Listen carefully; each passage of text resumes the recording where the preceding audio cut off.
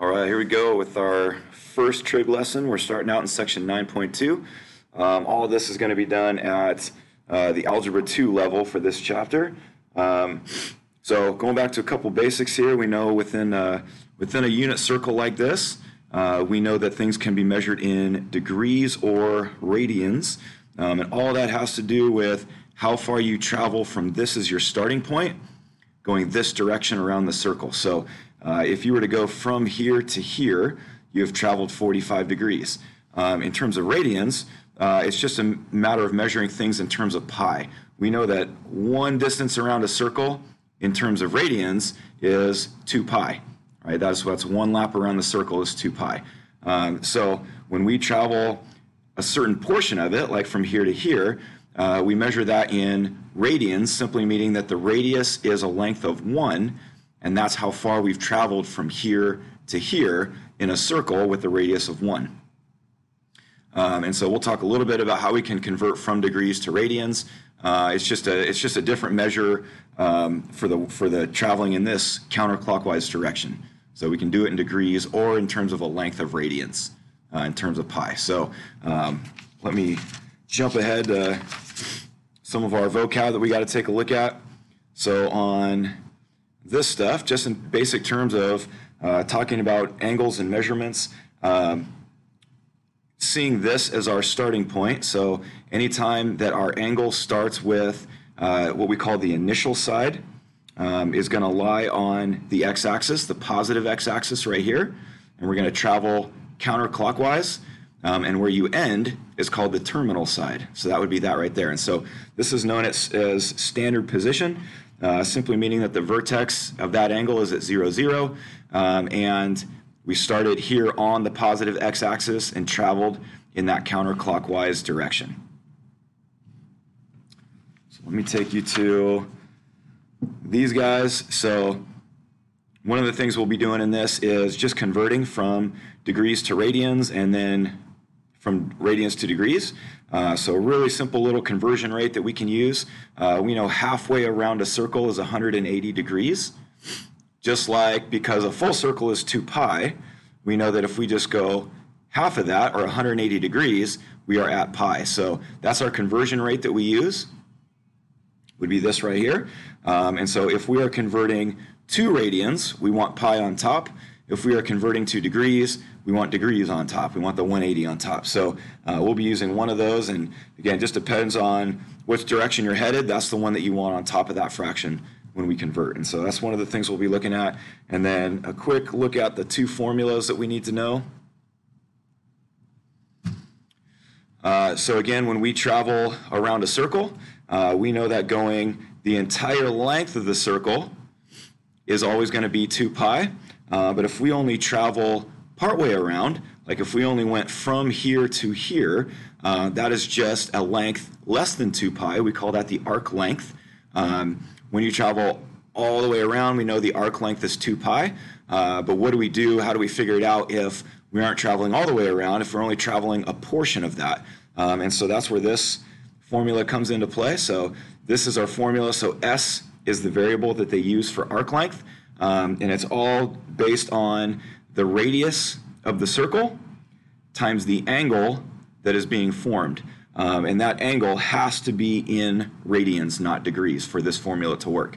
So again, we are finding the length of this piece right here. So that's what we're looking for. You can see it's noted right here. So that's the arc length. It's just how far we travel from here to here.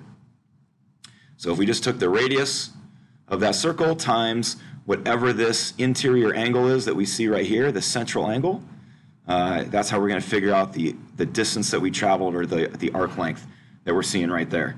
The area is simply a portion of the whole circle. So we know that the entire circle would be pi r squared. If we only want part of the area of the circle, so the area of this sector right here, then that's the formula we're going to use. So again, it has to deal with the radius and the central angle that we're using inside there as well. And both of these have to be in radians, so that's super important to this. So let's go through a few examples here. We're going to go through just the ones that we're seeing on this page. So the first thing is just kind of understanding the distance that we're traveling with degrees given like this, and so we're just going to make some drawings. Again, a standard position means our vertex is at 0, 0. We start at the positive x-axis, and then we're going to travel according to those degrees that we see right there. So if we wanted to travel 260, remember that from here to here would be a 90 degree. And if we went from here to here, that's another 90 degrees. And then if we go another 90 degrees, and then if we go all the way back around, so we started at 0, and if you take a full lap around, you've gone 360 degrees. So 270 would mean, or sorry, 260 would mean that we've traveled almost all the way to here. So we'll estimate it to be about right here. And we started at 0, and we traveled this way around for about 260 degrees is what that would look like. So if we were to go in negative 750, so negative now just means that we're going to travel clockwise instead of counterclockwise. So if I want to travel negative 750, well, that's more than one circle, because if I go all the way around, that's negative 360. If I go again, that's another negative 360 or 720. And then I need to go another 30 degrees to hit that 750 mark. So we're going to show it by doing this. So we're going to go a whole way around, so that's 360. I'm going to go another lap around. So now I'm at 720. So if I go another 30 degrees, right about there, now I've gone 750 degrees. And so that's where we can draw the angle, and we're showing with those marks right there how far we've traveled to hit that negative 750. All right. Coterminal angles are just two angles that are in the same position on the circle. So in other words, knowing that this is 0 and knowing that this is 90, we would estimate 55 degrees to be about here, right? This would be 55 degrees. So if I wanted another angle in that same position, well, all I would have to do to this is add 360, and I land in the same spot, but now I have a different degrees. So if I take my 55 and add 360, well, now I have the same position, but technically a new angle, right? So if we add those up, what do we got? 415, I believe. So 415 degrees and 55 degrees are coterminal angles because they end in the same spot, but they've traveled different distances around. If we wanted a negative one, well, all we would have to do is travel this direction. So if I subtract 360,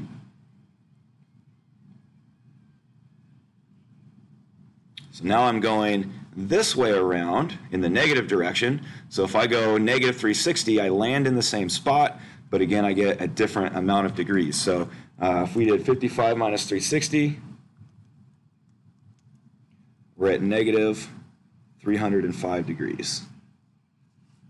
So those would be our one positive coterminal angle and one negative coterminal angle. Let me just do one more of these. I'll just pick this one where I have some space down here. So for number 6,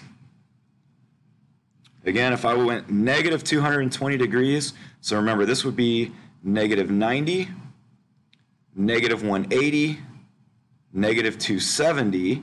So somewhere about here would be my negative 220 degrees. So again, all I have to do, real simple, to get a coterminal angle is add 360 and go that way, and I'll get a positive coterminal angle. And if I subtract 360 and go that way, I get a negative coterminal angle. So all you have to do with this guy is add 360 to get my positive coterminal angle. And if I subtract 360, I get my negative coterminal angle. So that's all we got to do for those guys. So pretty simple, just adding and subtracting 360s until you get one positive and one negative. to match up with that guy. All right, and then the last thing we're going to look at today, I showed you the conversion rate on the last page to convert from degrees to radians or vice versa. The key on this is remembering whatever you want to end up with, that's what goes on top. So if I want to change 54 degrees into radians, I am going to multiply by pi over 180. And it's because I want radians, I know I want pi on top. So if I bring those together, I'm looking at 54 pi over 180, and all we have to do is reduce that. So it looks like, what could we reduce that to? One thing you can do on this, it can help a little bit, is, here, I'll just type it in so you can see it. Remember, we can always reduce based on this. So if I did 54 over 180, and then if I hit math, fraction, enter, it'll give me the same value but in reduced form. So that guy would reduce all the way down to 3 pi over 10.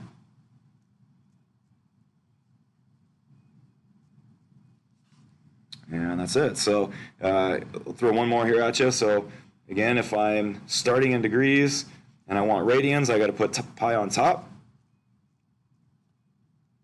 And so we're just going to bring those guys together.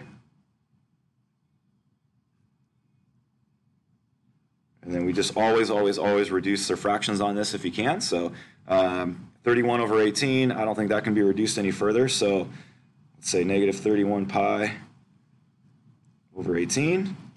I think that guy's as simple as it would go. If you want to go the other way with this, so if you're going to go from radians to degrees, well, now I want my degrees on top. It would look like this. And the reason we do that, you can see that pi cancels, which is what we are hoping for. So it's just 16 times 180 divided by 15. You can reduce here if you want. You can reduce at the end if you want. It really doesn't matter. If I did on here, I can do my 16 times 180 and divide that by 15. And there we go. So we're at 192 degrees.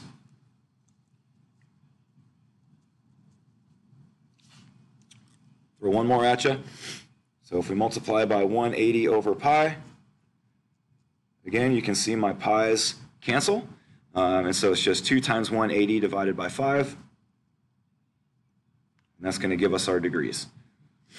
So 2 times 180 we know is 360 divided by 5, and we have 72 degrees. And that's it for our first lesson.